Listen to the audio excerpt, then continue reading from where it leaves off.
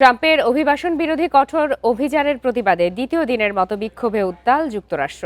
শনিবারও মিনিয়াপোলিসের সড়কে বিক্ষোভ করে কয়েক হাজার মানুষ। এছাড়া ওয়াশিংটন, লস অ্যাঞ্জেলেস সহ বিভিন্ন রাজ্যে বিক্ষোভ হয়েছে।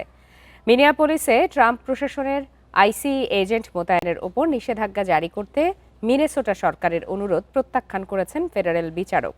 শনিবার এক রায়ে জেলা আদালতের বিচারক ক্যাথেরিন বলেন, মিনেসোটাতে যা ঘটছে তা হৃদয় বিদারক। তবে আইসি এজেন্টদের সংখ্যা বেআইনি ছিল, রাজ্য কর্মকর্তারা তা প্রমাণ করতে ব্যর্থ হয়েছে বলেও রায়ে উল্লেখ করা হয়। এদিকে মিনেসোটায় অভিবাসন বিরোধী অভিযানের সময় আটক 5 বছরের এক শিশু ও তার বাবাকে যুক্তরাষ্ট্রের অভিবাসন বিরোধী সংস্থা আইসিইর হেফাজত থেকে মুক্তির নির্দেশ দিয়েছেন মার্কিন এক বিচারক। এ সময় তাদের আটকের ঘটনায় তীব্র নিন্দা জানিয়েছে আদালত।